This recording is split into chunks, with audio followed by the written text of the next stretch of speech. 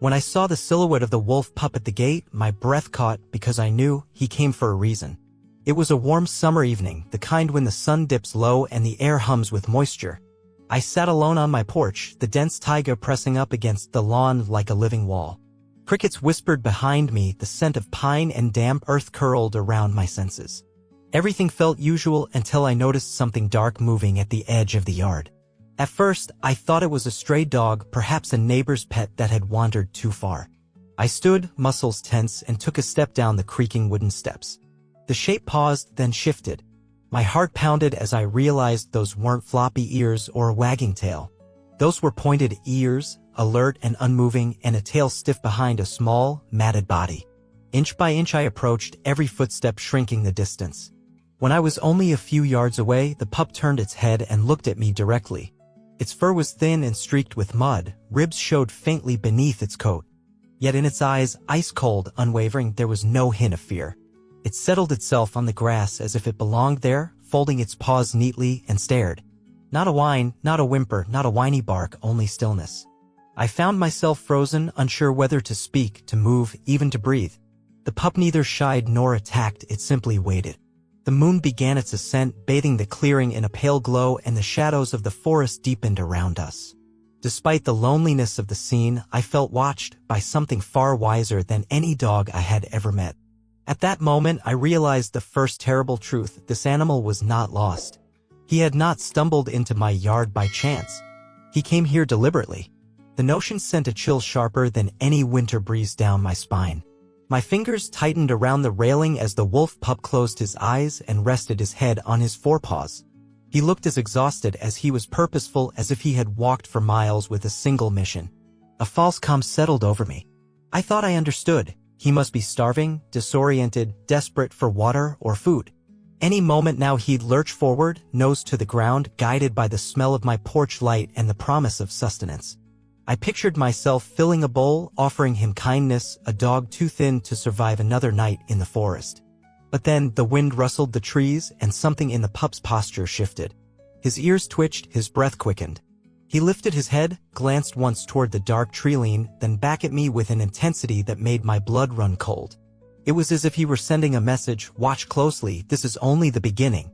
I wanted to take a step back, to retreat into the safety of my house, but my body would not obey. I felt pinned by fascination and a dawning dread that this encounter was not about mercy. It was about communion. The pup rose to his paws and sat up straighter, as though preparing for something I wasn't meant to see but could not look away from. Time thinned. Each second stretched into a lifetime of anticipation. The crickets fell silent. The forest seemed to inhale, waiting with me. I realized I was holding my breath, heart hammering so loudly I feared he would hear it. And then, just as I braced myself to act, the wolf pup turned his head one last time toward me, and his eyes flickered with an emotion I couldn't name: relief, perhaps gratitude, maybe even sorrow. He did not howl or call. He did not tremble or panic. He simply stood, muscles tensed, and slipped backward a few steps before turning smoothly toward the black line of trees. My mind screamed for him to stay, to look for water, for kindness, for understanding.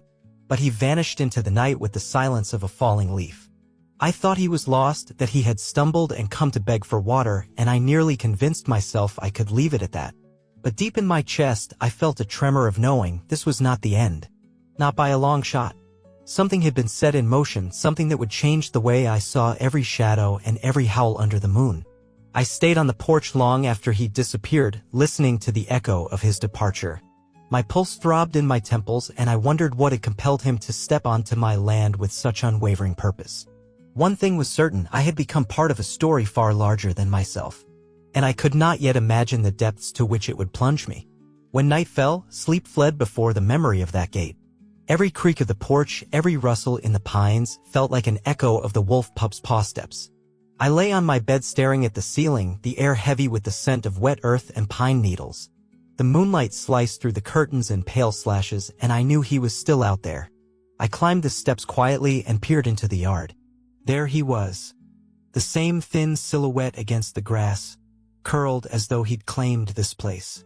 His muzzle rested on his paws, eyes half closed, breathing slow and regular. He hadn't run off. He hadn't vanished like a shadow. He simply waited. Morning came in pale gray. The first light revealed dew on the grass and the distant wall of trees. But the pup remained where he'd spent the night. I carried a bowl of cool water and set it down a few feet from him. He lifted his head and drank deeply, then looked up at me with an expression that felt like gratitude, and something more ancient, something grounded in wild memory. He did not approach. He simply drank, then lay back down. As I went inside, memories surfaced. Decades ago, I tracked packs across frozen tundra, watched wolves skirt our camps, shining eyes at the firelight before melting back into the forest. They were fierce, secretive, untrusting of humans. This pup bore none of that wariness. His posture was calm, his gaze direct. I found myself unsettled by the difference. By midday, word had spread. Through half-open windows, I heard neighbors whispering, "Did you see the wild dog?" They wanted to chase it off, worried it might be rabid. I stepped onto my porch, hands raised. "He's not dangerous," I said, voice steady though my heart raced. "He needs rest." They muttered among themselves, but left me to it. I felt the weight of their stares even after they'd gone. That night, the air grew colder. I watched from my window as the pup stretched, rose, and padded over to the fence. He paused, turned his head toward the forest as if listening for a signal. For a moment, the gleam in his eyes made my pulse thunder. Then he lay back down, settling into the grass as though nothing had happened. I sighed and leaned against the sill. I thought, he's lost. He's tired. He'll find help or his pack and move on by morning. I could rest then, but in the black hours before dawn, a soft scraping sound woke me. I threw back the covers and slipped outside. The pup was on his feet again, ears pricked toward the trees. I felt the momentum of something unseen drawing him away. He hesitated at the gate, looked back at me with that impossible stillness, and then slipped into the darkness. My breath caught. I called his name, but the forest swallowed my words. I stood there until the sky hinted at dawn, heart hammering, convinced I'd never see him again. When the sun rose, I hurried outside, panic in every step. The grass was empty. No pup, no bowl of water licked clean. My throat ached from shouting. I paced the yard, scanning the tree line. Surely, I thought, he'll return. An hour passed. Then, there he was, padding back toward the porch. But he was not alone. Behind him, half hidden by the mist, another shape emerged. A second wolf pup, younger, more fragile. His fur was almost white, stained brown where he'd crawled through mud and underbrush. He limped on one leg, and each step looked like a struggle. My heart lurched. The first pup paused, turned to the newcomer, and nuzzled him gently. He lowered his head in the smallest of bows, an act of recognition and reassurance. Then they both approached the water bowl. The newcomer drank with hasty gulps. The first pup watched him, eyes soft. I stood frozen, uncertain whether to rejoice or recoil. I knelt and stretched out my hand, voice trembling. "It's okay," I whispered. "You're safe here." The first pup lifted his gaze, and I saw in it a trust so profound it almost wrenched my chest. He had brought this injured sibling to me, knowing I could help. Tears blurred my vision as I guided the limping pup onto the porch. He didn't pull away. He flinched only once, then closed his eyes as I lifted him gently. I carried him inside, laid a blanket on the floor, and began cleaning the wound with water I warmed over the stove. All the while, I could feel the first pup watching through the window, paws tucked neatly, as though guarding both of us. I thought, I was right, he is lost, but lost in a way I'd never understood. He wasn't simply a wild animal in need. He was a messenger, a bridge between my lonely world and the untamed heart of the forest. I laid my hand on the injured pup's side, feeling his faint heartbeat. The first pup pressed his nose to the glass, as if checking that we were both still here. A flicker of hope passed through me, mingled with the same thrill of disbelief I'd felt at the gate. I whispered, I'll help you both. But deep down, I knew this was only the eye of the storm. The real marvel was just beginning, and I had no idea how far it would reach. At first light, a soft rustle stirred me from sleep. My eyes flew open to the pale glow of dawn seeping through the curtains. I slipped outside in bare feet, heart pounding with a mix of hope and dread. The yard was still wet with dew, the grass cool beneath my soles. There where the wolf pups had drank and rested stood the smaller one, alert but calm. I exhaled in relief, then froze. Beside him, emerging from the shadowy treeline, was a massive she-wolf. She moved slowly, each step deliberate and painful. One hind leg dragged, and her flanks rose in labored breaths.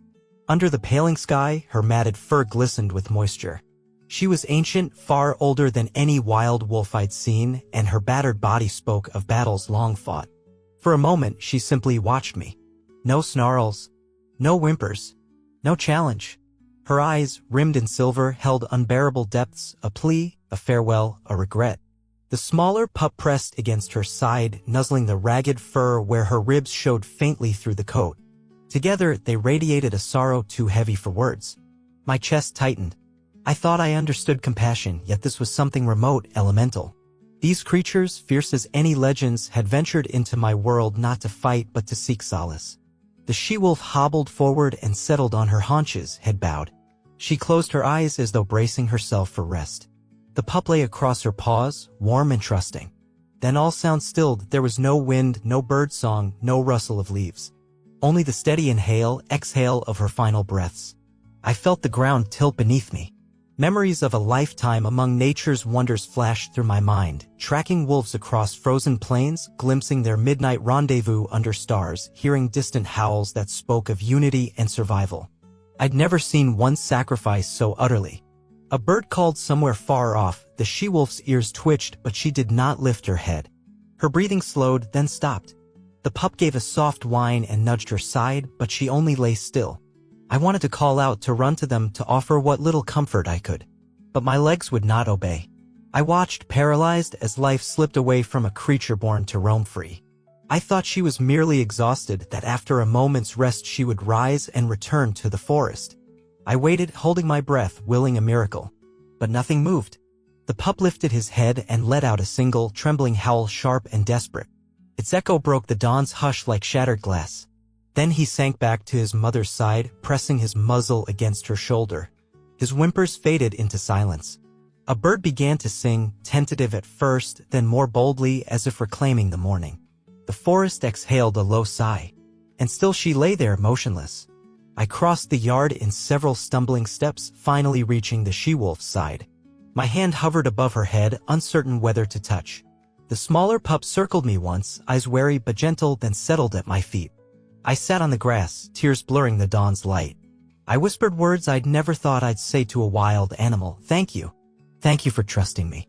He looked up, that wolf pup, eyes shining with something like understanding, and gave a solemn nod before turning his gaze back to the forest.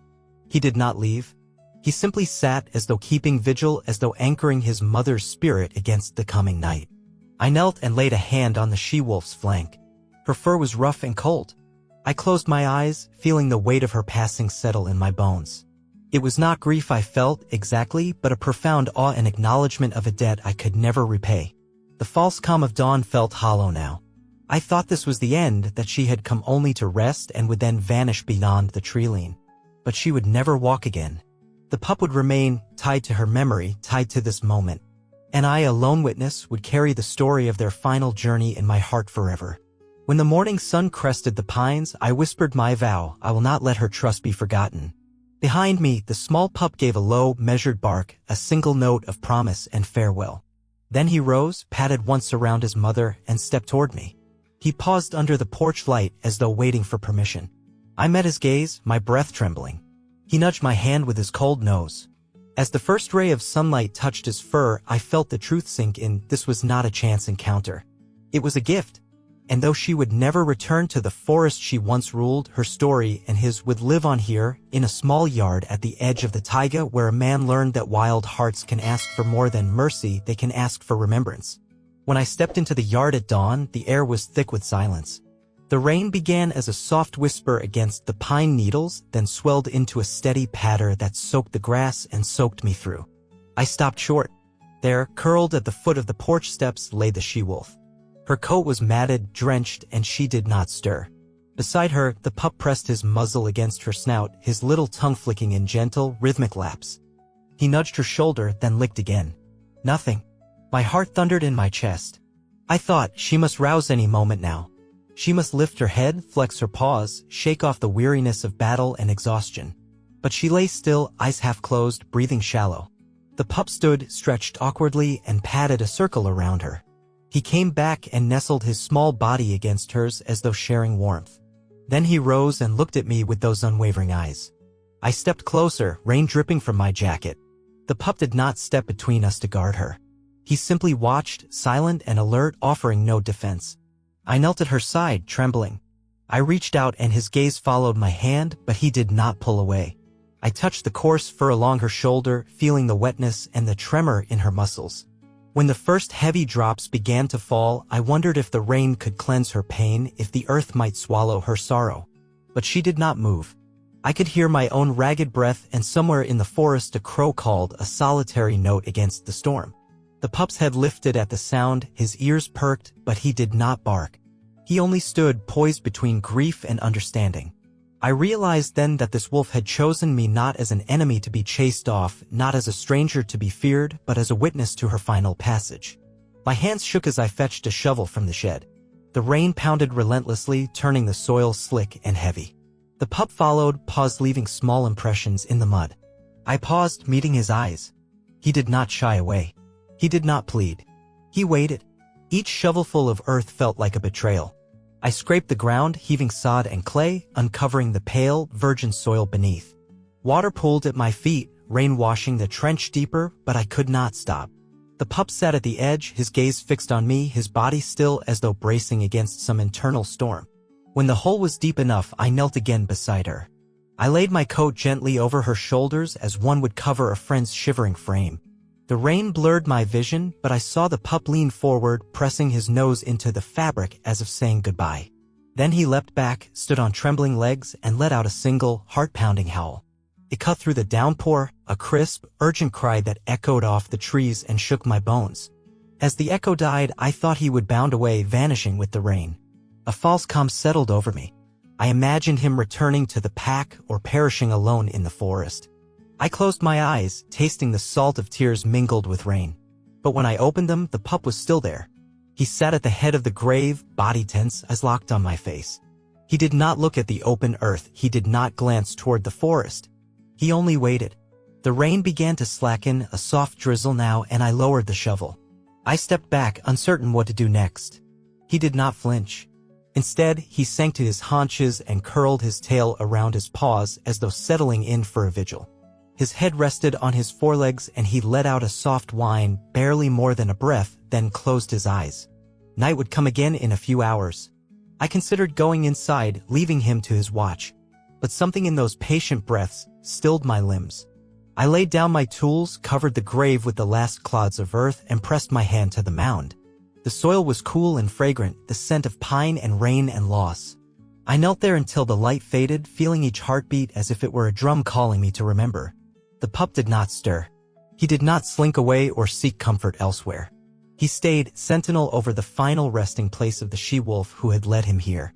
When darkness crept in and the first stars blinked through the canopy, I whispered a vow. I will not forget her. I will not leave you alone. He lifted his head at my words, eyes shining in the dim light. Then he laid down once more, folded his paws, and closed his eyes for the night, guarding her memory and anchoring me to a truth I could not deny, that sometimes the wild chooses us, and in bearing witness, we become a part of its story forever. When the first pale light of dawn brushed the treetops, I watched the little wolf pup slip back into the forest. My heart clenched as he vanished between the pines, and I almost believed this was his last farewell. Each day that followed, I half expected to arrive at the gate and find only silence. But every evening, just as the shadows stretched long across the yard, he'd appear. He never came at sunrise or midday. He waited until the light softened, then padded through the wet grass and sat beside the small mound of earth I'd made for his mother. He never wandered farther than a few feet from her resting place. For nights I did nothing but watch him from the porch. My breath fluttered in my chest when he first returned and our eyes met in the falling dusk. Fear pricked at my skin, fear that he might bolt, that I'd driven him from the only shelter he had, fear that I was trespassing in a world I didn't belong. Yet he stayed. He did not growl, did not bare teeth. He only looked at me, calm and unwavering. On the fourth evening, I set out a piece of bread on a flat stone 15 feet from the grave. I retreated behind the railing, heart pounding. He approached the bread with slow, deliberate steps. He sniffed once, retreated 2 paces, then returned and walked away entirely. I thought he would never touch it. But by the 7th night, I moved the bread closer, 10 feet, then 5, and he still waited until I stepped back before he crept forward. His body was stiff, every muscle tense. He didn't eat until my hand had retreated fully into the shadow of the porch. Each crumb he cracked with his jaws felt like a gift, and I held my breath until the last flake was gone. That night, I lay in bed wrestling with what I'd done. He entrusted me with his mother's body. He entrusted me with her memory. And yet he had chosen to remain here, under my watch. I whispered into the darkness, "Why do you trust me?" On the 10th day, I dared something new. I held out a piece of bread in my fist and stood at the edge of the porch. My palm trembled. The pup rose from his vigil by the grave, padded forward, and stopped 3 feet away. His ears tilted forward, eyes bright. I held my breath. He took 2 cautious steps, then lowered his muzzle and carried the bread off in his jaws without a sound. My chest tightened as I realized he'd accepted the offering from my hand. A tremor of triumph came, but it was laced with grief. I remembered his mother's last breath, the howl that tore through the rain, the helplessness in his small body, and now this moment of fragile peace. I thought this was it. I thought he would stay here, tethered to the grave, tethered to me until the end of his days. But the next dawn brought the unexpected. I stepped outside to collect the empty water bowl and, through the thinning morning mist, I saw not 1 silhouette, but 2. The pup sat as always beside the mound, but at his side lay another newcomer, a second wolf pup, smaller, formatted and eyes glazed with exhaustion. My pulse hammered so hard I feared he'd hear it. The first pup nudged the newcomer with his nose, then glanced at me. In that look was a question, an invitation. "Will you help us both?" I knelt before them, breath ragged. The second pup lifted his head weakly and sniffed at my outstretched hand. My fingers brushed his damp fur and he closed his eyes in relief. The first pup sat back, watching while I scooped the younger one into my arms. I carried him inside, heart pounding with a mix of awe and dread. As I cleaned his wounds by the stove's orange glow, I realized the truth. This boy had come because he needed me. His brother had led him through darkness, had chosen me as a guide, as a guardian. And now I could not refuse. I fetched food for them both and watched as the first pup ate at my feet, then the second had his fill. They lay side by side, breathing softly, a pair of sorrow and hope intertwined. If your heart is racing now, if you feel that electric spark of wonder, subscribe to the channel. Here we share the truth. Nature is stranger and kinder than you imagine. I stepped outside once more into the cool morning air.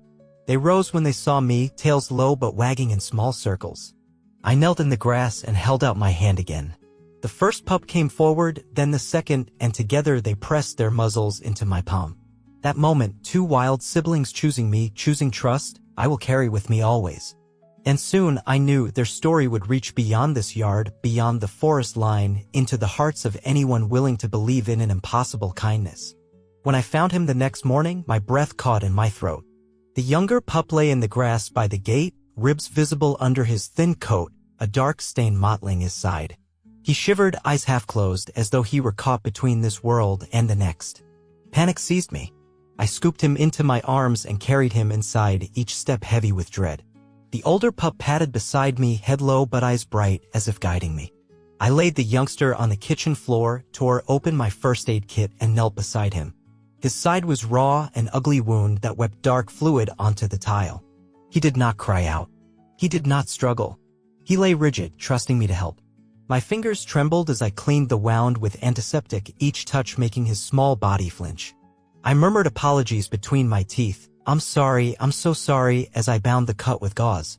The older pup sat patiently at the threshold. His gaze never left me.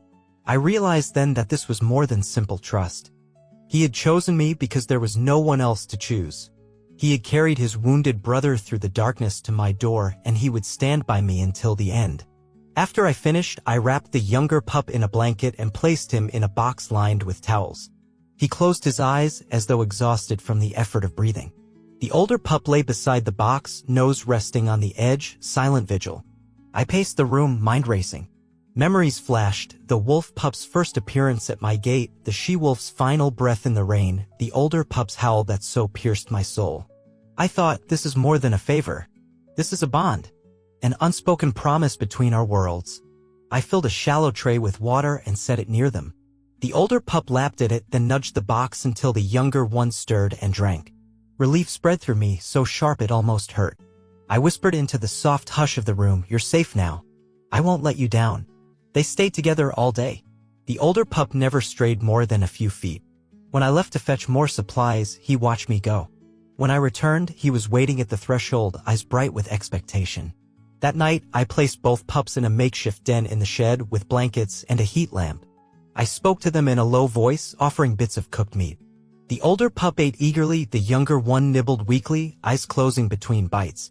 My heart pounded at each labored inhale he made. I settled on the shed floor between them and fell asleep, half sitting, half lying, arms wrapped around the box. I thought I had seen the depths of their courage and their desperation. I thought, maybe, now they would both recover and leave together, one healed little brother and his steadfast guardian, disappearing side by side back into the forest. But in the black hours before dawn, the younger pup's breathing changed. His chest trembled, and I woke with a start. I reached out to stroke his head, but his eyes were already gone. His body lay limp, still warm, as though the spark that had carried him here had flickered out. I pressed my face to his little neck, hot tears soaking the blankets. I whispered his name over and over, "I'm sorry. I'm sorry." The older pup rose with a soft whine and nuzzled the lifeless form. He let out a single howl, low, wrenching, carrying all the sorrow of the wild, and then he flattened himself against the box, as though trying to revive his brother with his presence. I held them both through the night, unable to move, caught between grief and the primal need to protect. When dawn crept in, I knew I could not leave him there. With shaking hands, I carried the young pup to the grave I dug for his mother and laid him beside her. The older pup followed, padding behind me in steady steps. I covered him gently with earth, each shovelful a blow to my chest, and all the while he sat at the edge, head bowed. After the last handful of soil settled, he let out another short, mournful howl. I thought then he might stay forever an eternal sentinel. I whispered my promise once more, "I will not forget you." But when I returned to the porch the next evening, the yard was empty. No footprints in the mud. No flicker of movement at the treeline. For 3 days, there was only silence. I stood at the gate each dusk, waiting for the familiar shape. But no pup ever came back. And in that void, I understood that the bond we'd forged was fragile, a gift of trust given and taken away. Yet even in absence, their story lingered in my heart, a bridge between the wild and the human world that no grief could ever sever. When the days passed and the horizon stayed empty, a hollow ache settled into my bones. I stood at the gate each morning, straining my ears for the faintest rustle, the lightest pat of paws. The forest beyond lay motionless as though holding its breath. I returned inside only when the chill drove me in and then slipped back out again before the fire had fully died. Inside, silence pressed on me like a weight. I found myself replaying every moment, the pup's trusting gaze when I first appeared at the porch, the way he nuzzled his mother's final breaths, the desperate howl he raised under the storm. I remembered the older pup circling me as I patched his brother's wounds, the hush in his body that spoke of both fear and faith. Every memory cut through the quiet like a knife. On the 7th day after the younger pup's passing, I wrapped a thick coat around me and carried stones and a small bundle of wildflowers, lilies and violets gathered from the sunlit edge of the taiga. The wind tugged at my collar as I made my way to the grave. The earth there still held the imprint of my shovel's edge, and the cairn of stones I'd placed for the she-wolf felt fragile in the falling dusk. I knelt and arranged the stones neatly, building their circle higher, layer by layer, until the mound rose a hand's width above the snow-crusted ground. Then I laid the flowers on top, their petals brushing the frozen earth. I pressed my palm to the stones and closed my eyes, sensing my pulse throb against my fingertips. "I haven't forgotten," I whispered. "I remember every moment." The wind sighed through the pines, and for a moment I envisioned the older pup emerging from the trees, eyes shining, to stand guard once more. But only the emptiness answered. Night came, and I lay awake in bed, the hollow ache refusing to soften. I thought I'd seen the depth of their trust, the lengths they'd go to find me. I thought our bond would call them back, that they'd return to this little yard at twilight and sit beside their mother's resting place. The next morning, a heavy snowfall had carpeted everything in white. My breath puffed in clouds as I stepped outside, boots crunching on the fresh drifts. I paused at the gate, scanning for any sign of life. The yard was perfect and silent, unmarked by footprints, until I reached the grave. There, in the new snow at the foot of the cairn, was a single set of paw prints. One clear circle, the pads pressed into the soft drifts, as though someone had walked perfectly around the grave and then vanished. My breath caught. I leaned closer. The tracks were smaller than I'd expect for the older pup, but too large and too round to be a fox or a stray dog. A fox circle would be uneven, its toes splayed. These were precise, deliberate. I traced the prints with my finger, heart pounding. It can't be, I whispered. Maybe a fox. I closed my eyes, willing the doubt away, but when I opened them, the prints remained. One perfect loop. No exit mark leading back into the forest, just that solitary circle around the grave. A gust of wind whipped through the trees, lifting snowflakes around me like silent witnesses. I shivered, not from cold, but from something deeper, the recognition that the forest had answered my vigil. It had sent a final message in paw prints, an echo of their presence, a reminder that our lives had intertwined, if only for a brief, miraculous time. I stood in the drifting snow, the wind pressing against my face, and felt both emptiness and light.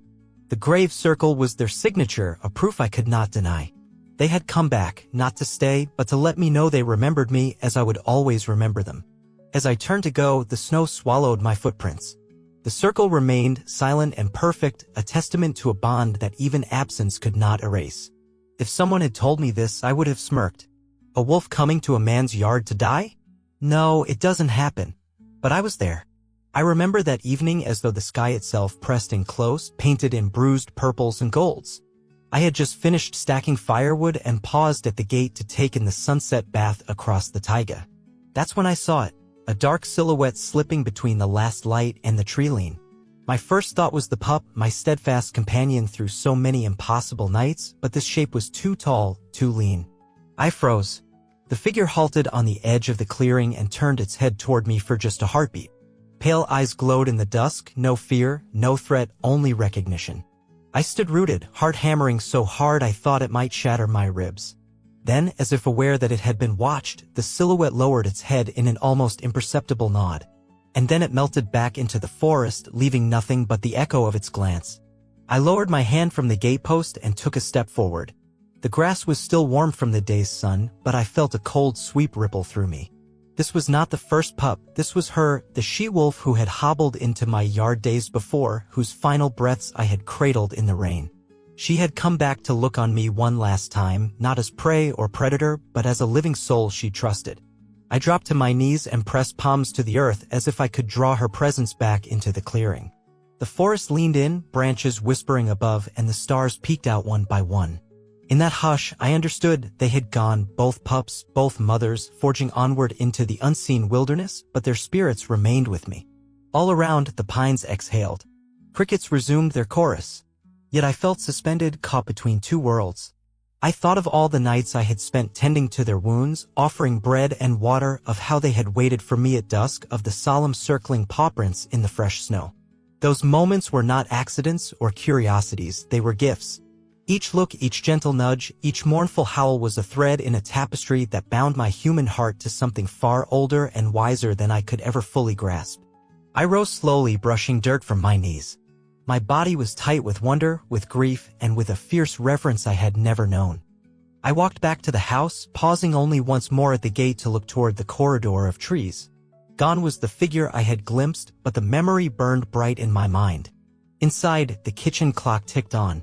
The kettle steamed on the stove from earlier that evening. I poured myself a cup of tea but could not drink. My hands trembled as I lifted the cup, and I thought of the she-wolf's eyes, ancient, patient, full of trust. She had entrusted me with her legacy, with the care of her sons, and now she entrusted me with remembrance. They left, but I stayed. I am now the keeper of their story. I am the living proof that the wild does not exist apart from us, that it can reach across the boundary and touch our souls, calling us to witness its mysteries.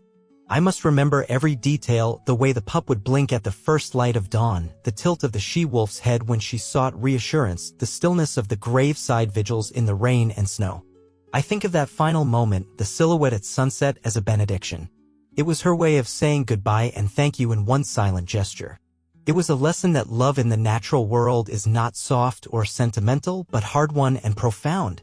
It does not demand understanding, it demands respect. If you had seen what I saw, you would know that wolves do more than hunt and howl. They feel. They mourn. They choose salvation and solidarity over solitude. They teach us that kindness can bridge the chasm between human and wild, that trust can be built not through dominion but through empathy. He looked at me as if I were his own. And I realized I am no longer just a man. I am a witness to what nature knows as love. If your heart is full of reverence now, right, nature is wiser than us. When I saw the wolf lying dead at the edge of the trail, my vision went dark for a moment because I understood he was not alone. I start every morning before dawn, trudging through damp undergrowth to check the old wire snares I set months ago. The forest is quiet then, the only sound my own boots brushing fallen leaves. I know these woods better than I know my own hands. Every mossy rock, every bent sapling tells me a story. Today, though, as the first pale light seeped between the birches, something unmistakable stopped me cold. He lay on his side, one front leg bent at an odd angle, a dark stain blooming across his ribs. A single bullet hole had ended his life hours ago, judging by the stiff rigor setting into his muscles. Nearby, the earth was churned, footprints too large for any deer, fresh human prints pressed into the soil. I knelt beside him, touched his coarse fur, and felt the heat still lingering in his body. Anger flared in me. Some poacher thought he could kill without consequence. But then I sensed movement, a whisper of life deeper in the brush. At first, I thought it was my imagination, the forest playing tricks in the half-light. Then she stepped out, a she-wolf, her coat a mix of ash and silver, eyes shining with an intelligence that made my heart hammer. She didn't flee. She didn't snarl. She simply stood, a silent sentinel, her gaze fixed on me with unsettling calm. Time slowed. I felt the weight of her stare drill through me. In her eyes there was neither grief nor rage. It was something else altogether, an appraisal, as though she measured my worth in a single, unblinking glance. My breath caught. I wanted to speak, to explain that I was not the one who pulled the trigger, but the words wouldn't come. I thought she would vanish, like all the animals do when a human appears. I thought she would melt back into the trees, leaving me alone with death and my own guilt. But she stayed. She watched me crouch by her fallen companion, watched as I reached out a shaking hand to close his eyes, to whisper a quiet apology into the chill air. Even then I was convinced she would slip away the moment I turned my back. Yet she remained, her silhouette rigid, every muscle coiled in silent protest. She let me kneel over him, let me draw a length of cloth from my pack to lay across his muzzle. I could taste my own disbelief. How could she tolerate my presence, this stranger, at the side of her mate? I stood, backing away slowly so as not to startle her. My heart pounded so fiercely I expected the woman I rescued him from to hear it miles away. The forest felt denser now, as if every tree leaned in to witness what was unfolding. A breeze stirred, carrying the scent of pine and earth, and in that instant I sensed a shift in her posture. Her head tilted, ears flicking as she tracked some sound I couldn't hear. I half expected her to bolt.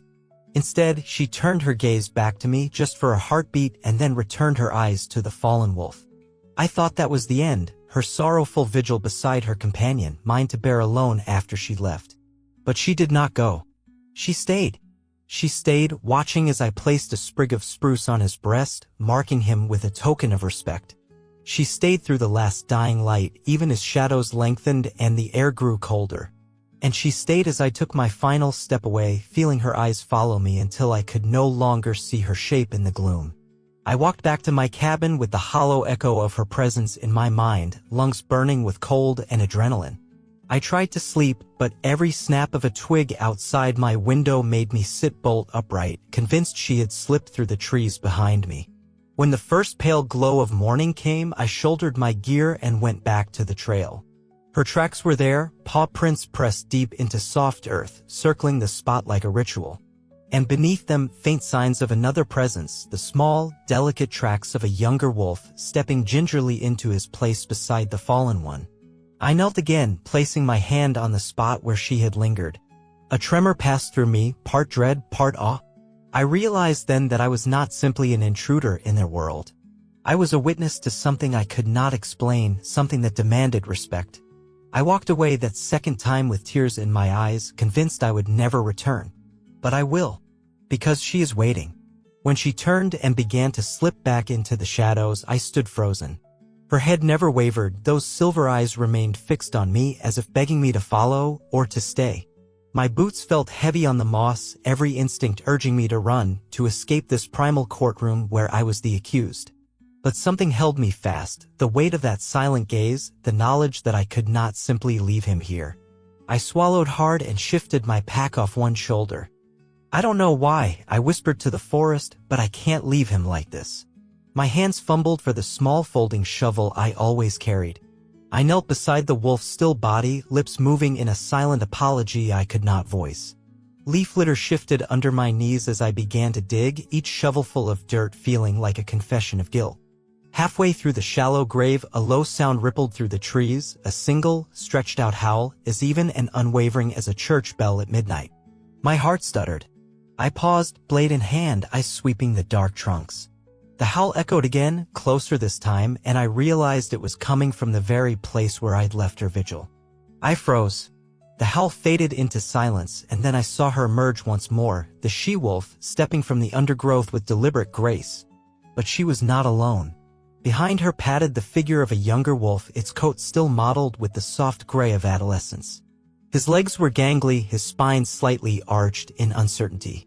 He glanced at me, then at the fallen king of their pack, and hesitated. My breath caught in my throat. She guided him to the edge of the pit, her head held high. I dropped the shovel and backed away. Together, they approached the corpse, the elder taking position at his side, the youngster slipping into the exact spot where his mate lay. They formed a silent circle of three, as though enacting some rite I could not comprehend. I swallowed, telling myself, they're just animals. They're performing a ritual of grief. I half expected the she-wolf to lower her head and let loose a mournful, keening wail, an acknowledgement of farewell. I thought they would linger a moment longer, then turn and depart, leaving me to bury him in peace. But that was not what happened. As I inhaled, preparing to step forward and finish the burial, the she-wolf stiffened. Her ears flattened slightly, and her hackles rose. With a sharp bark of warning, she lunged at the young wolf, driving him back by a few paces. He yelped softly, sliding on mossy ground, and looked up at her with wide, fear-tinged eyes. She stood her ground, every muscle tensed. Then she turned her head toward me, her gaze so intent it felt as though it could pierce my chest. In that moment, I realized she was not content to mourn or to teach her pup a lesson in grief. She was waiting for me. The weight of expectation pressed down on me like the burdens I'd carried all my life. I was not here to bury a wolf, I was here to act as their witness, their accomplice in something far greater than death. I swallowed, my mouth suddenly dry. I understand, I murmured, though I wasn't sure I did. My fingers closed around the shovel handle again, this time with resolve. I began to scoop the last of the earth back into the pit, each handful a promise that I would honor this moment, that I would stand by them. The young wolf watched me with uncertain hope, the she-wolf watched me with fierce intensity. By the time I stepped back, the grave was filled, the earth mounded high in a small cairn. I placed my palm flat against the shaken ground, closing my eyes. I felt the tremor of my own heartbeat, the steady rhythm of the forest reclaiming its silence. When I opened my eyes, both wolves were still there, she at my elbow, he a pace behind, following her cue. I straightened and lifted my pack, my legs unsteady. She gave a single nod, just the slightest incline of her dark head, and turned to melt back into the trees with her apprentice at her side. I watched until the last sliver of their forms disappeared, until only the empty forest remained, alive with whispered leaves and secrets. I stood alone beside the fresh mound, breath ragged, mind numb. My hands were stained with soil and something far deeper, my own shaken conviction that I had just witnessed another realm of life, one where loss became lesson and trust was forged in the face of death. As I turned toward the trail, I glanced back only once, half expecting to see her eyes watching me still. She was gone, but I knew she had left a part of herself behind, a challenge, a vow, a question I could not yet answer. And I realized I would return, When I stepped back from the fresh mound, I felt her presence like a weight at my side. The she-wolf did not retreat into the shadows. Instead, she shifted her stance, each sinew in her lean body taut as a bowstring, and followed me. My heartbeat rattled in my ears as I lifted my pack and took a cautious step. She matched me pace for pace, as never leaving my face. I stopped and dropped the pack as if compelled by some unseen force. "I'm not your enemy," I whispered, voice rough with cold and awe. "I didn't kill him." The words felt absurd, like trying to reason with the wind. Yet I spoke them aloud because she deserved explanation, even if she would never understand human speech. I watched for any flicker of fury in her glare, but all I saw was calculation. A soft rustle announced the young wolf's approach. He crept forward on delicate paws, head low, tail wagging in cautious greeting. As he neared, the she-wolf let out a low, rumbling growl, a sound that reverberated through my bones. She stepped between us, hackles raised, warning him back. Her eyes blazed, not with anger, but with clear intent. I had violated their world, and now I must prove myself worthy. Cold sweat trickled down my spine. I knelt, gathering my shovel. My hands trembled so badly I almost dropped it. I knew what she wanted, I could feel it in her unwavering gaze. It wasn't enough that I'd buried him, I had to do it on their terms, in the sanctity of their presence. I swallowed past a lump in my throat and rose again, shovel in hand. She backed up a few feet, stance relaxed but alert, as if granting me an audience to atone. The young wolf ducked his head and padded off to the side, leaving only the three of us in a rough triangle. My breath hitched. I set the blade against the earth and began to dig a new, deeper pit, one respectful of his spirit, one that mirrored the care they showed the dead. Each scoop of soil felt like an offering. I could feel her watching my every movement, the way my shoulders slumped with fatigue, the way my eyes burned with unshed tears. The forest held its breath, the only sound the muffled scrape of blade against dirt. With each turn of my wrist, I murmured words that sprang from someplace deeper than thought. "I'm sorry. I honor him. I see you." At last, the pit yawned wide enough. I lifted his body once more and laid him gently into the hollow. The she-wolf stepped forward, sniffed the edge, then fell silent. I covered him slowly, mound by mound, until only a gentle hill of earth remained. I placed a hand flat against the top, closing my eyes and feeling the steady pulse of life in the living world around me. When I looked up, she was gone, vanished into the trees so completely I half expected her to be nothing but wind. The young wolf slipped after her, pausing only to glance back as though to confirm I had fulfilled my part. I exhaled, a shaky breath that seemed to carry all the tension from my limbs. I straightened and brushed dirt from my knees, conviction and relief flooding my chest. I thought it was over. I believed they had come to mourn, to teach, and now they had forgiven me. I imagined them disappearing forever, leaving me to wander back to my cabin, my heart a little lighter than before. But dawn had other plans. When light crept into the sky, I found myself drawn back to that secret hollow by an urge I could not resist. The ground trembled under my boots as I followed the faint trail back through the birches. And there they were, two sets of tracks circling the mound, paw prints pressed deep into soft soil. They had spent the night at the grave's edge, keeping vigil long after I'd left. I knelt once more beside the gentle rise, fingertips grazing cool earth. My chest tightened.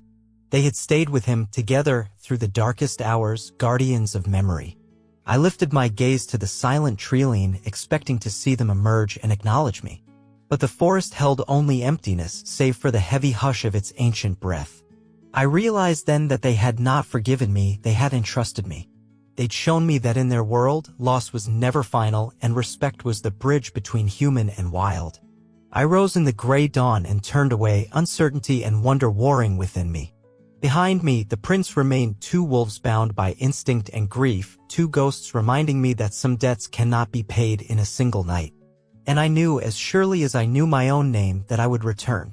When dawn crept pale across the birch trunks, I settled into the hollow of a fallen log, rifle laid aside, eyes trained on the soft rise of earth that marked their vigil. The night had been long, my bones ached with cold, but I could not tear myself away. I needed to see how far their loyalty would carry them. I pressed my cheek against the rough bark and waited, breath pluming like ghostly spirits in the chill air. At first, nothing moved. The forest yawned awake to bird calls and the rusty whisper of needles under tiny feet. Then, a slender, gray shape melted from the undergrowth, a young wolf, tentative as a child taking its first steps. He padded to the crest of the burial mound and lowered himself into the very spot where the elder had fallen. His ribs rose and fell in slow rhythm as if he, too, bore the weight of death in his chest. My heart thundered. I watched, breath-caught, as he lay there time and again at dawn, at midday, and then under the blood-red brush of sunset. Each time, he seemed to practice the role of the departed, settling into the hollow as though trying on a garment that did not fit, yet refusing to leave until he had learned its shape. Always by his side, the she-wolf watched. She crouched on the ridge above, ears tilted forward, eyes steady. But she never barked lessons or chased him off. She simply waited, patient as the mountain, still as the gathering dusk, giving him space to learn the unspoken language of their loss. One evening, under a sky threaded with violet light, the youngster raised his head.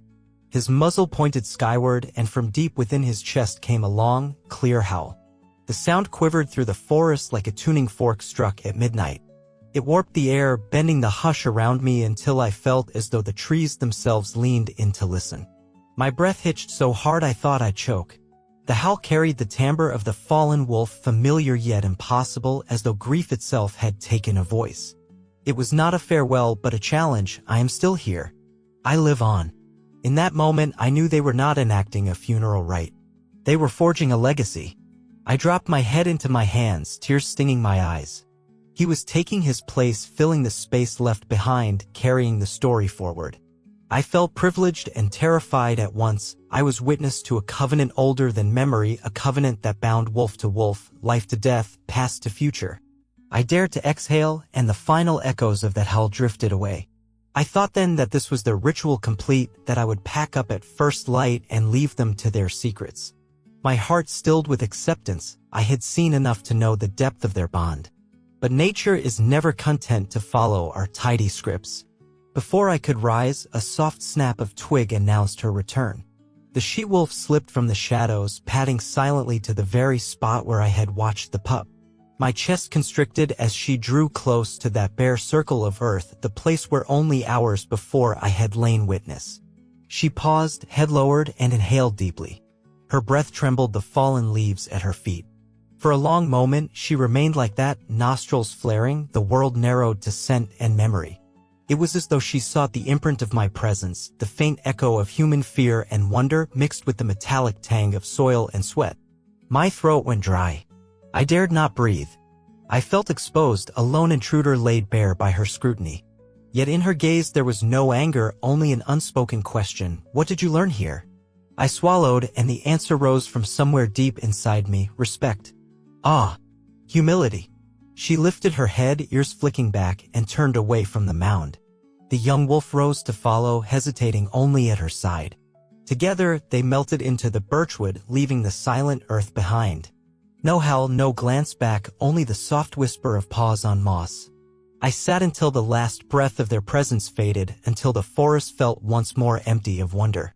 Then, at last, I rose, legs trembling under me.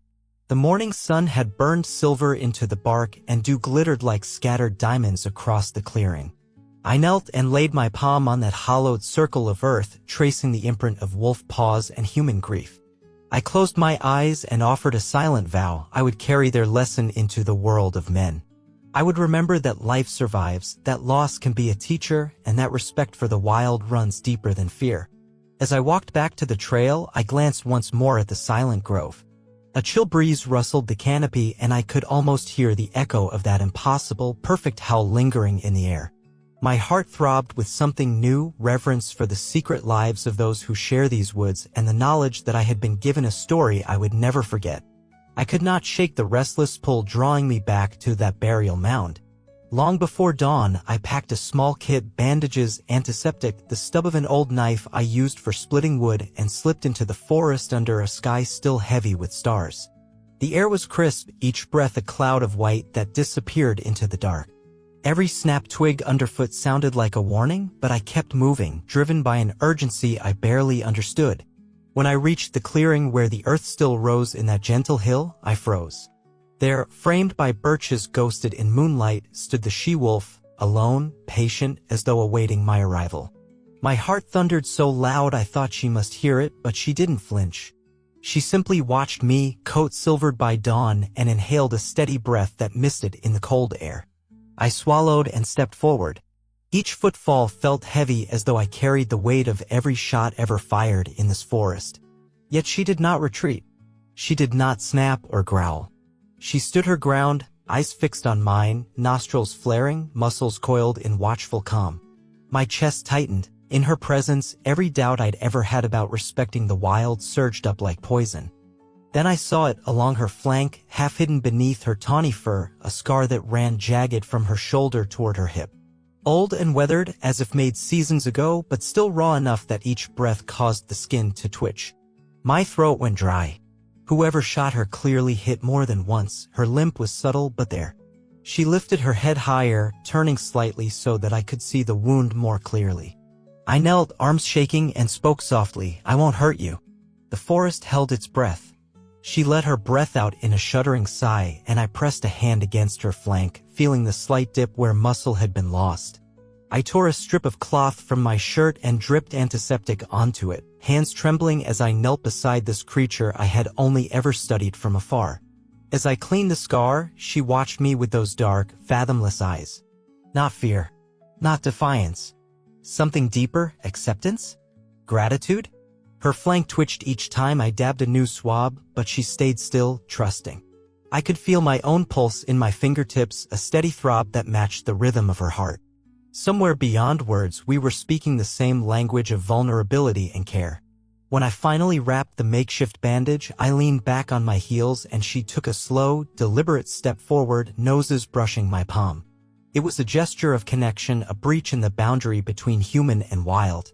I closed my eyes as a single tear slipped down my cheek. In that moment, I understood that we were both part of something greater than ourselves, a fragile communion in the silence of the forest. I whispered, voice thick, "Thank you for trusting me." Her ears flicked and she lifted her muzzle, inhaling deep. Then she turned her head toward the trees as if calling me to look. I followed her gaze and saw, pressed into the soft earth, the faint outline of paw prints, smaller, leaner, the shape of young toes splayed in cautious hope. My breath caught. The young wolf had been here all along, watching us. He had witnessed our fragile alliance and chosen to grant me his trust as well. My chest swelled with a bittersweet rush. I felt honored, awed, and unworthy all at once. I rose slowly, careful not to break the spell. The she-wolf held my gaze a moment longer, nostrils flaring in one last intake of the mingled scents of earth, blood, sweat, and care. Then, with the dignified grace of a monarch on her throne, she turned and strode back into the trees. The young wolf followed, pausing only to glance at me, eyes bright with intelligence, before melting into the dim light. In the hush that followed, I knelt and touched the spot where she had stood, fingertips grazing the woven fibers of the bandage.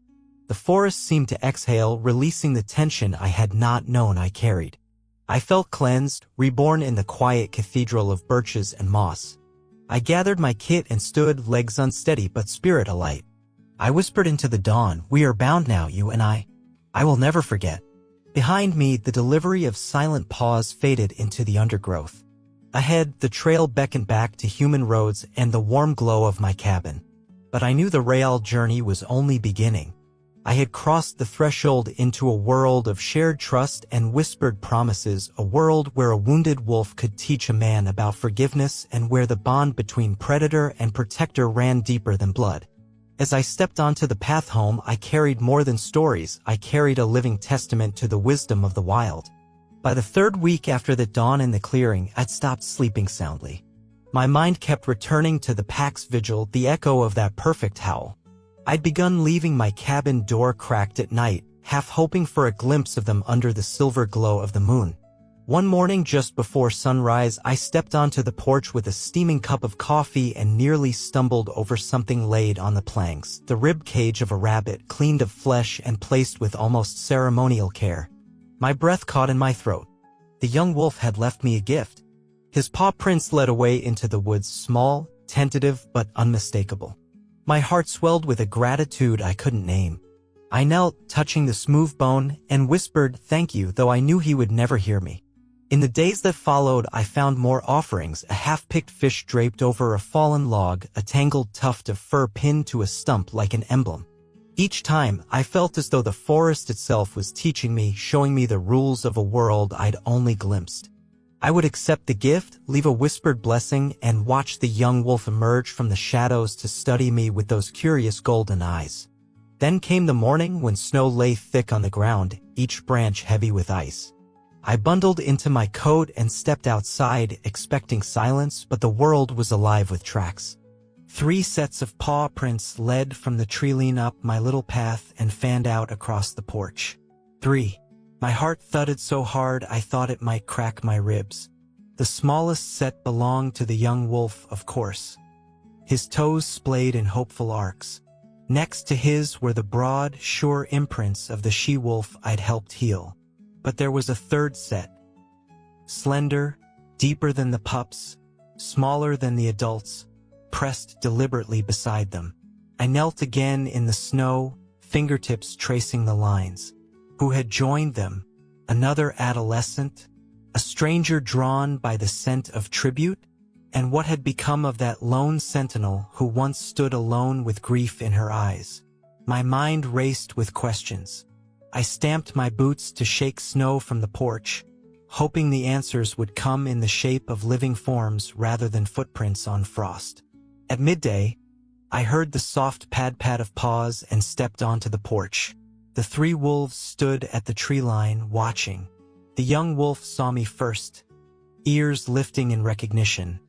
Then the newcomer slipped forward, elegant and lithe, coat a dusky brown that blended into bark and shadow. The she-wolf appeared last, stepping from behind a birch with measured grace. But this time, she fell back, staying a silent guardian while the young wolf took the lead. He edged forward, head low in invitation, and I felt tears burn my eyes. He did not bring a gift this time. Instead, he nosed the snow beside my boots, then backed away, as if beckoning me to follow him. I hesitated only a heartbeat before slipping off my boots and padding, sock-footed, into the clearing. Each breath puffed in front of me. Each heartbeat throbbed with wonder. I followed his prints until he paused at the edge of a small pool, half frozen. The ice cracked like fractured glass. Reflected in the water were birch trunks and a sky so blue it hurt to look at. I knelt and cupped a handful of pool water, letting it trickle through my fingers. When I looked up, the young wolf was gone, slipped away like a spirit. I heard a rustle behind me and turned to see the she-wolf emerge from the woods once more. She walked toward me, each step heavy with purpose, and stopped within arm's reach. Unlike before, she did not demand anything. She simply stood, head lowered, eyes soft with something I can only call understanding. My chest tightened. I thought, this is it. This is our final communion. I need do nothing more. I exhaled slowly, bracing myself for her departure. I half expected her to turn on silent paws and vanish forever, leaving me with the echo of 3 sets of prints in the snow. That would have been a fitting end, I thought. A graceful exit of wild spirits returning to untouched realms. But she had one last gift. With a gentle sway of her head, she tilted her gaze at me, direct, unblinking, then lifted a forepaw and rested it beside my boot, pressing shoulder height against the frozen ground. Her eyes softened as if to say, "Remember this." I felt the warmth of her presence seep through the sole of my sock, bypassing cold and fear and landing in the steadiness of my chest. Then, as softly as she'd come, she turned. The 3rd wolf, a stranger or perhaps a forgotten sibling, slipped behind her, and the 3 faded into the birches, leaving only the hush of snow falling through branches. I stood alone in the clearing, heart both heavy and luminous. I pressed my palm to the place where her paw had lain, feeling the last pulse of life that bound us. I understood then that the threshold had shifted. I was no longer merely observer or caretaker. I had become part of their story, part of a hidden world where trust could bridge the chasm between man and beast. When I finally made my way back to the cabin, my footprints in the snow wove through theirs like a promise. I would return to this sacred place, again and again, guided by the silent gifts and the unspoken farewells of wolves who had taught me that the deepest bonds are forged not in speech, but in shared acts of faith. Spring arrived with tentative warmth, and I found myself drawn back to that sacred clearing as soon as the snow thawed. I told myself I was merely checking. The forest changes so swiftly. I needed to see if the burial mound had settled, whether the earth had healed. But truth was, I ached to know if they remembered. I slipped through the birch trunks just before dawn, the air rich with the scent of moss and fresh growth. The forest floor was bare now, no melting snow, no footprints to follow. My heart pinched as I stepped into the clearing. Everything looked as I had left it. Ferns unfurling like green flames, birdsong drifting through the branches, shafts of pale light touching the earth. And yet, the burial site was different. The ground that I'd mounded so carefully was now smoothed and level, as though someone had come behind me and paid deeper respect. In the center lay a small pile of white bones, delicate rabbit bones, washed clean and arranged in a quiet offering. My breath hitched. I bent and picked up the long femur, running my thumb over its curve. They had returned. To honor him. To say, we live on. I felt tears prick my eyes, tears of wonder and sorrow entwined. I pressed the bone back where I'd found it, then knelt, hands resting on the cool, tilled earth. Spring's first warmth burst in my chest, the gift of life woven through death, promise rising from the soil. I stood and backed away, torn between wanting to linger and fearing to intrude on their ceremony. The forest held its breath around me. I thought I'd seen all there was to see, that their journey had reached its end. The rabbit bones felt like a final punctuation mark. Then, as the golden light of sunset spilled through the canopy, I heard a soft rustle on the hillside above. I froze. Two silhouettes emerged, lean shapes outlined against the fading sky. My breath stuttered in my throat. One was the she-wolf, moving with regal calm, head held high. Beside her padded a second adult wolf, his coat bearing the same silver sheen I'd seen that first morning. And then my heart stopped. Behind them, stepping carefully in their prints, came a third figure, smaller and straighter in stance. Its gait, its posture, even the way its head tilted as it paused. It was the wolf I had once laid to rest. Or so it seemed, reborn in this new body, this living echo. I sank to one knee, tears spilling down my cheeks. The sky flared pink, and for a moment the world held still. My mind reeled. Memory does not die. It lives on in flesh, in spirit, in the howl that carries across generations. They had given him life again, gifted him to the future. I murmured, voice thick, you carry him still. The she-wolf halted and raised her head. From her throat came a single, clear howl, long and unwavering, the same precise note that had rolled through the forest that first dawn. My heart twisted. Was it her voice or his? Had she spoken on his behalf, or had he lent his spirit to her song? I pressed my palm to my mouth, stifling a sob. As the last notes faded, the three wolves turned and padded to the burial mound. The young one, the new echo about his head, and pressed his muzzle to the rabbit bones, then sniffed the earth where I had knelt. He lifted his gaze to me, eyes shining in the dying light. I bowed my head in return, words lodged in my throat. All the lessons they taught me, respect, gratitude, the fragile bond between man and wild, rushed home like a flood. Then, as if obeying a final, unspoken command, they melted into the trees. The hillside swallowed them, the day slipped into night, and the clearing grew still once more. I stood alone beneath the birches, tears drying on my cheeks, chest tight with awe. The wind stirred, carrying the faint echo of that impossible howl. I closed my eyes, breathing in the pulse of the forest, the rhythm of life coursing through roots and leaves, paws and hearts. I will return, I vowed. I will remember this moment. How death gave way to life, how memory found its voice, how the impossible became real before my eyes. And as I walked back through the silent woods, I felt a new story taking root inside me, one I would carry forever, a testament to the wisdom of wolves, the eternity of memory, and the quiet miracles that happen when we learn to listen. Since that spring when they returned as 3, I have walked that path every year. Each return feels like crossing a threshold into sacred ground where the veil between worlds thins. At first, the signs were vivid. One spring I knelt by the mound and found a single silver hair tangled in the moss, a quiet testament that someone had lain there again. The next year, I discovered a fragment of bone, bleached smooth by time and sun, laid just off to the side as if someone placed it with care. My breath caught when I brushed it with a fingertip.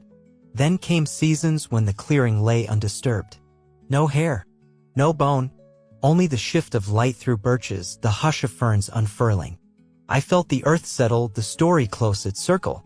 And yet, each spring I returned, drawn by something deeper than memory. I would stand before the silent mound, hand resting on the worn earth, and whisper a greeting to ghosts. The forest would answer with bird song and the slow drip of sap. I carried my solitude like an offering, honoring the bond we forged. Then, one winter night, months after a spring return, I awoke to a scratching at my door. My cabin windows were dark. Outside, the world was blanketed in snow. My heart thundered as I crept from my bed, grabbed the lantern, and stepped onto the porch. The snow was undisturbed, no footprints in sight. Yet the sound had been real, a soft, insistent scrape as if someone's paw or finger raked the wood. I strained my eyes into the black and saw nothing. Just the silent trees, bowed under snow, and the lantern's weak circle of light. My pulse throbbed. I leaned forward, listening. Nothing but wind teasing the eaves. Then I noticed a line of tiny tracks at the edge of the porch, 5 pads pressed into fresh snow leading away toward the forest. Morning broke cold and clear. I pulled on boots and coat and followed the tracks past the mossy stones, past the birch grove, until they faded where the brown earth showed through. My steps carried me to the old burial site.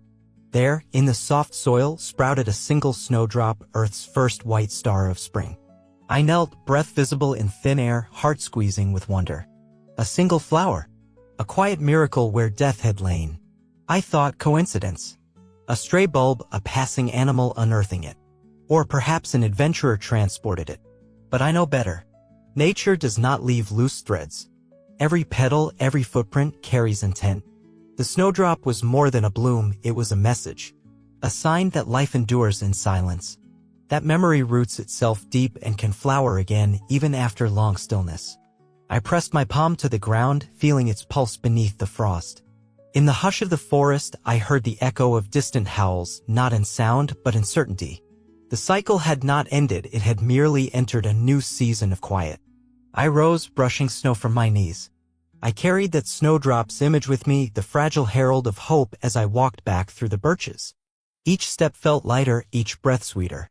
I understood then that the story was never mine alone to tell.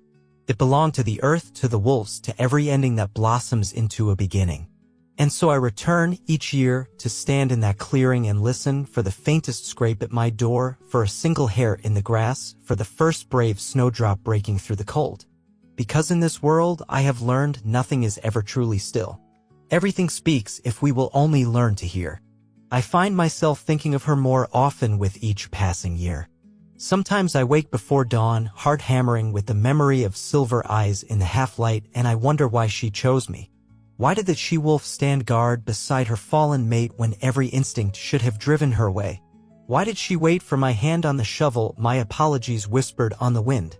Perhaps I was meant to be witness. Or perhaps I became part of a ritual that the wild rarely shares with humans. I have questioned it 1,000 times, pacing my cabin floor as shadows of birches danced across the walls. I've told neighbors I found peace in those woods, but the truth is that I still feel the weight of her gaze, like a living thing pressing against my spine.